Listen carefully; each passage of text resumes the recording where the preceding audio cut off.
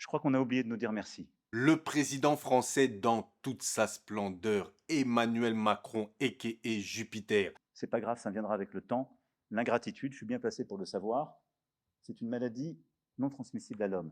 Je suis sûr que vous avez entendu Macron dire que les Africains, les présidents africains doivent lui dire merci, car sans la France, leur pays aurait perdu leur souveraineté. Mais je le dis pour tous les gouvernants africains qui n'ont pas eu le courage, vis-à-vis de leurs opinions publiques, de le porter, aucun d'entre eux ne serait aujourd'hui avec un pays souverain si l'armée française ne s'était pas déployée dans cette région. Ensuite, il y a eu la réponse directe déjà du Tchad qui dit qu'il devrait s'occuper de ses problèmes en France. Et puis aussi le Premier ministre sénégalais qui lui a été direct en disant: Quant au Premier ministre sénégalais Ousmane Sonko, il écrit sur le réseau social X que la France, je cite, n'a ni la capacité ni la légitimité pour assurer à l'Afrique sa sécurité et sa souveraineté sur fond de retrait annoncé des troupes françaises de plusieurs pays d'Afrique, que si les soldats africains ne s'étaient pas déployés lors de la Seconde Guerre mondiale pour défendre la France, celle-ci serait peut-être aujourd'hui encore allemande. Voilà, c'est ce qu'on appelle une réponse cinglante. reste calme parce que si il n'y avait pas eu les Africains, la France serait allemande. Ça, c'est ce qu'on appelle une punchline. Donc voilà, on va en parler après le générique. Ce sera une vidéo un peu marrante parce que ça me fait rire plus qu'autre chose. Faut pas prendre ça au sérieux, hein. C'est de la comédie. Donc je pensais que c'était Dieudonné, le meilleur comédien français. Bon, après Dieudonné, il est camerounais. On va dire que c'est le meilleur humoriste francophone. Mais le meilleur humoriste français de souche, en tout cas, Emmanuel Macron et Jupiter. Mais tout ça, on en parle après le générique. Mbote Bandeko et bienvenue sur ma chaîne. Si vous aimez mon contenu, n'hésitez pas de vous abonner et puis de mettre un petit pouce bleu, ça fera évoluer la chaîne. Donc revenons aux propos de Emmanuel Macron. Franchement, d'un côté, je trouve qu'il a raison. Il a raison. Il faut lui dire merci. Je crois qu'on a oublié de nous dire merci. Peut-être pas pour les raisons qu'il a données, mais moi, j'aimerais le regarder droit dans les yeux et lui dire: Emmanuel Macron, Monsieur le Président, je vous remercie. Vous êtes formidable. Grâce à vous, ceux qui avaient encore l'espoir, ceux qui pensaient encore qu'il y aurait une once de respect de la France, vont peut-être enfin comprendre qu'il n'y a pas d'espoir avec vous. Et aussi une grande partie du peuple français, parce que bon, en Afrique, on peut encore dire que voilà, il y a eu des élections, ça a été truqué, s'il y a ce président-là. Mais en France, les élections ne sont pas truquées. Donc vraiment, les Français se sont levés et sont partis comme ça aux urnes. Ils ont voté, ils ont vu Emmanuel Macron, ils ont voté. Et une grande partie des Français, hein.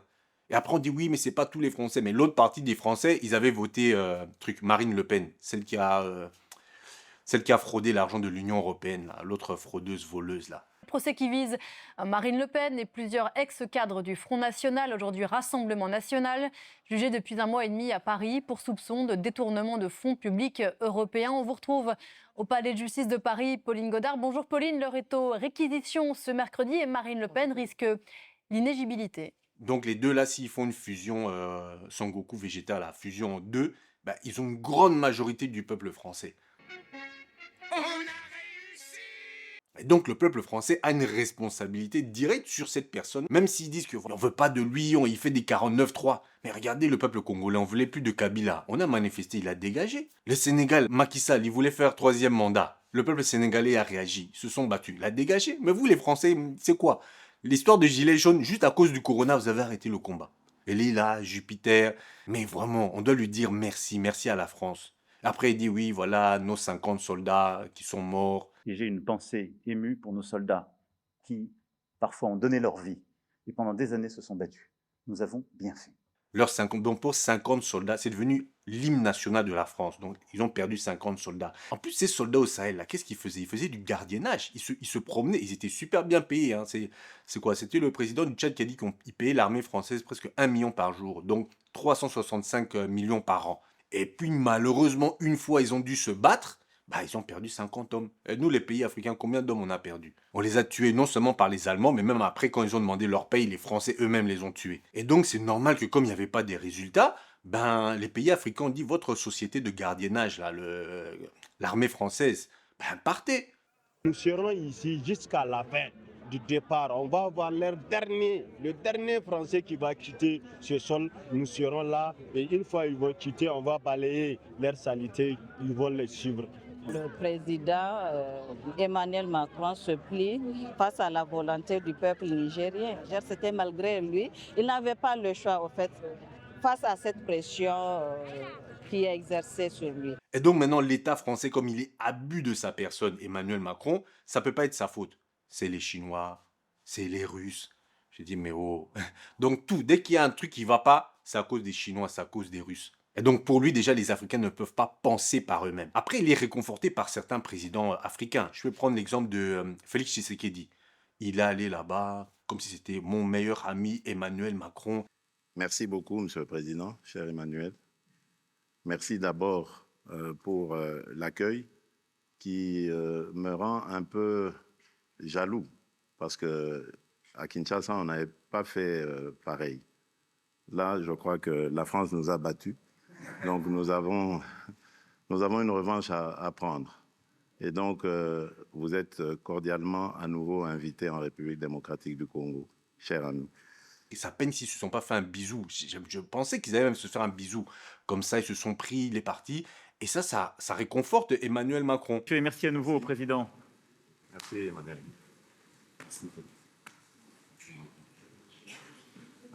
On a exactement.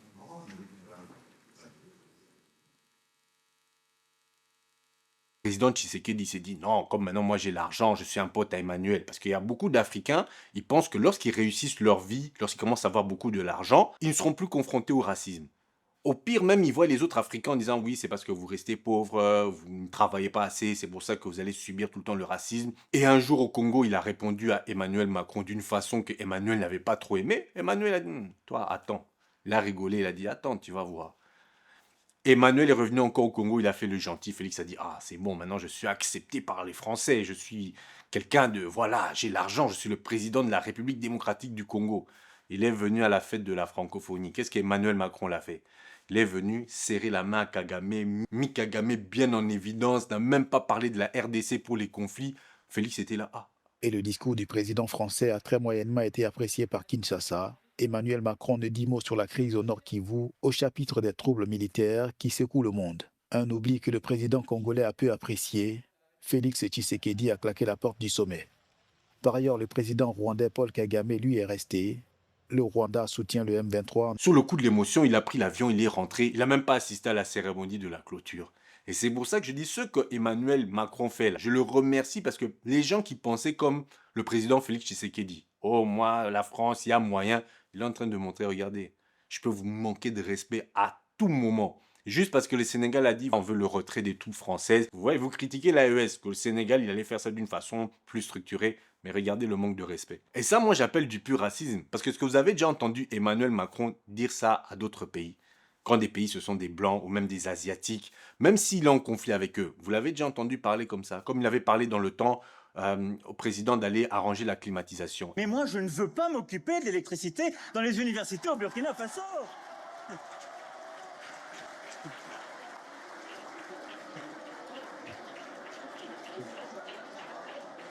C'est le travail du président.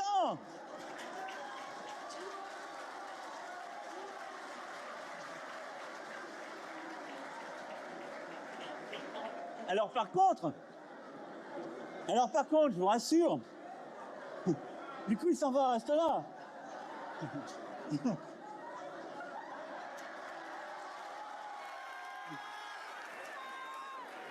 Du coup, il est parti réparer la climatisation.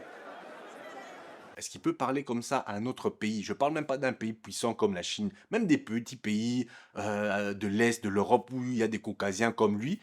Il va jamais parler comme ça. Jamais. Il y a des personnes qui veulent pas comprendre ça. Je vois ça aussi dans des commentaires qu'il y a eu dans la dernière vidéo que j'avais fait sur Kémy Séba qui voulait se présenter pour les élections au Bénin. Ah oui, mais nous, on veut faire ça différemment, sans être taxé d'anti-français, ça. Donc, votre souci, c'est de ne pas être taxé d'anti-français. Mais quand on manque de respect comme ça à l'Africain, vous dites encore, ça va. Il y a encore moyen de discuter. Vous discutez, mais il n'y a pas d'action. Regardez le conflit avec l'Ukraine. Quand la Russie a eu des problèmes avec l'Ukraine, directement, sanctions économiques, directement, ils ont agi.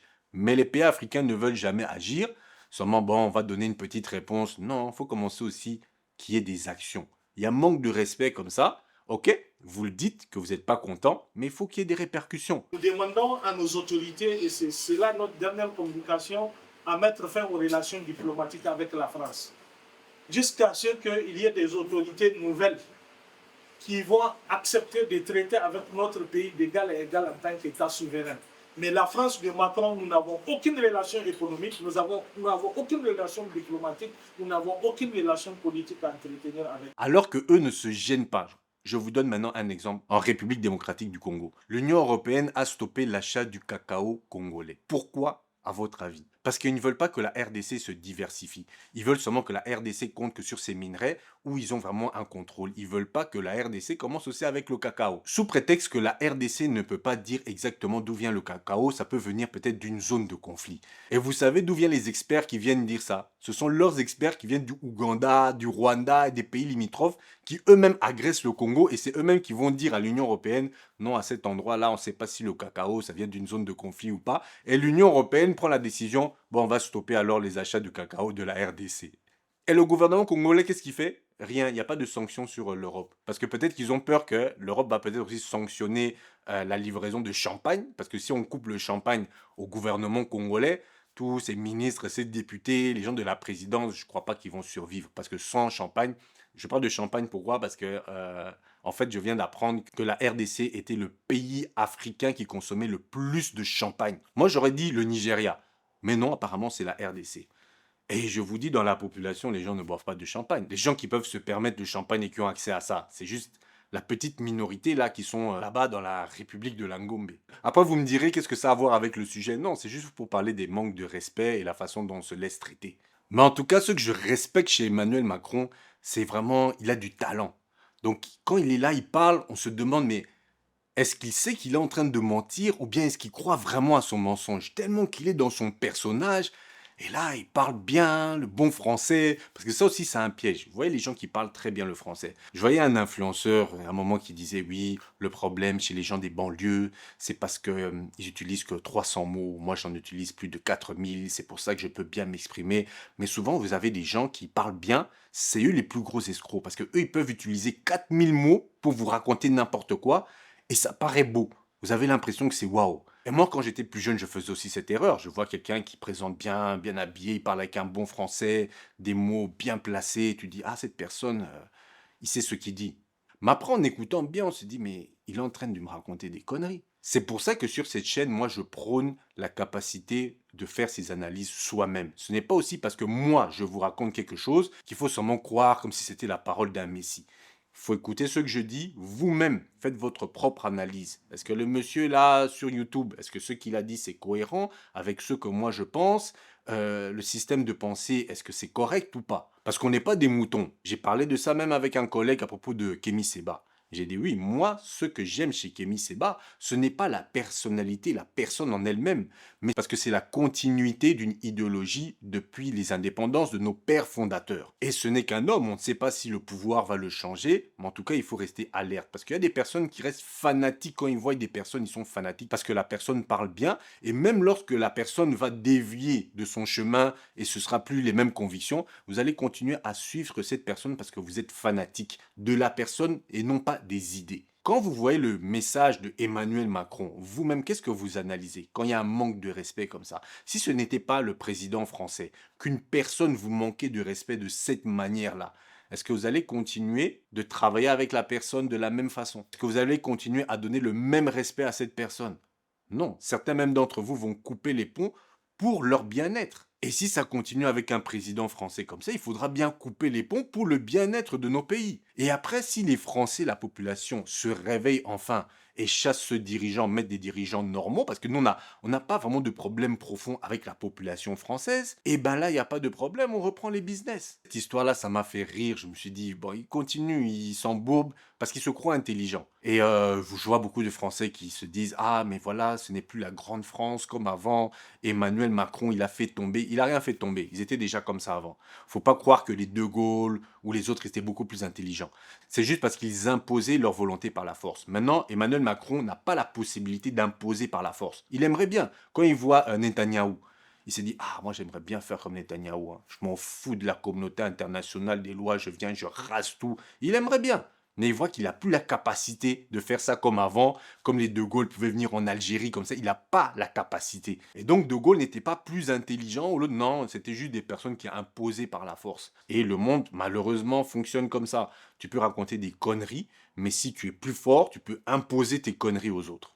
Mais il faut s'en donner les moyens. Et l'ennemi de la France, maintenant, c'est pas l'Afrique. L'ennemi de la France, c'est qui? Non, c'est les États-Unis. Je ne sais pas si vous avez entendu dernièrement Elon Musk.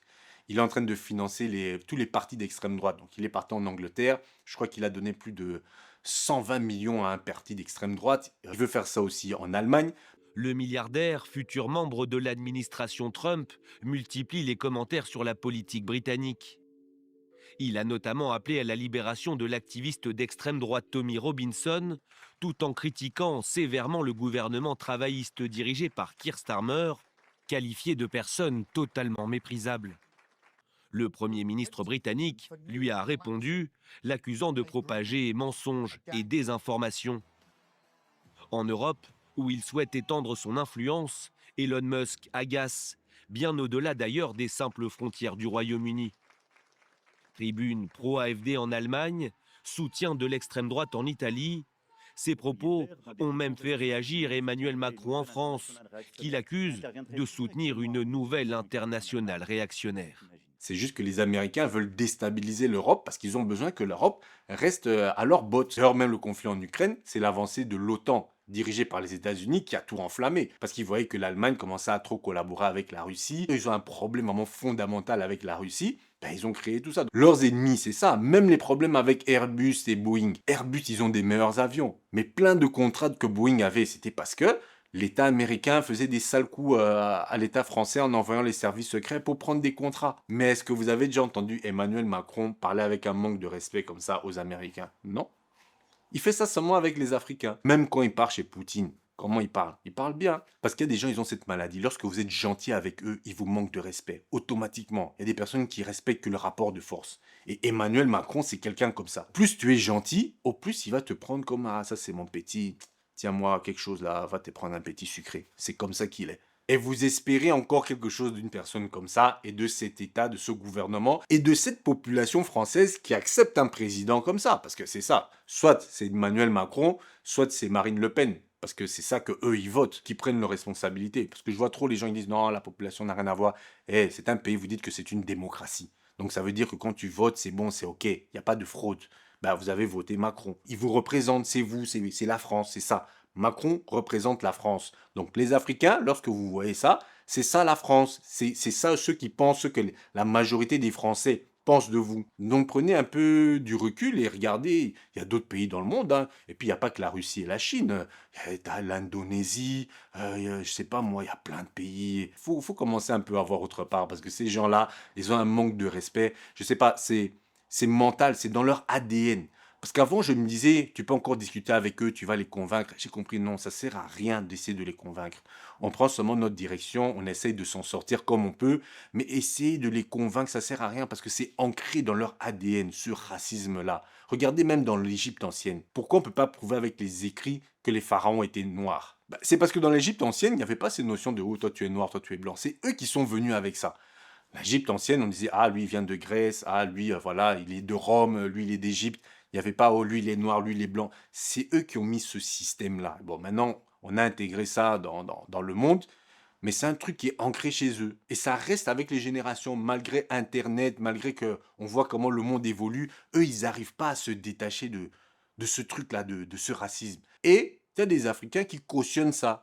Non, il faut arrêter. Quand on voit vous parler de l'AES, ah oui, dans l'AES, ils sont extrêmes. Ça n'a rien à voir avec de l'extrémisme, c'est du bon sens. Donc voilà, Bandeko, mettez en commentaire ce que vous pensez de cette situation, de la réaction du Premier ministre sénégalais, du Tchad, et puis de tous ces présidents qui restent collés à la France. Je ne sais pas pourquoi. En fait, qu'est-ce que la France maintenant peut encore apporter en fait à un pays? Si on veut la technologie, il y a la Chine, peut-être dans le grand luxe. Oui, parce que dans le grand luxe, eux, ils sont toujours là avec leur marque de LVMH. Mais à un moment aussi, il faut arrêter. Si vous voulez vraiment un bon sac, au lieu d'aller prendre des Dior et tout ça, allez prendre notre sœur Anifa. Je vais la faire de la pub gratuite même. Une grande couturière congolaise et c'est elle qui a fait le premier défilé virtuel au monde pendant le Covid. D'ailleurs, dès qu'elle sort une collection, très rapidement, elle est en rupture de stock tellement qu'elle a du succès. Donc, autant soutenir notre sœur et arrêter avec le soi-disant hyper ou méga luxe à la française. Si c'est pour qu'on nous manque de respect comme ça, je préfère donner mon argent à une sœur ou à un frère. Donc voilà, Bandeko, ce sera tout pour aujourd'hui. On se voit à la prochaine pour d'autres sujets peut-être un peu plus sérieux, mais ça vraiment c'est des comédies. J'ai juste voulu faire cette vidéo pour être voilà, dans l'actualité. Je sais que plein de chaînes vont parler de ce sujet à leur manière. Je voulais donner ma touche personnelle. Et voilà, prenez soin de vos familles et passez une bonne semaine.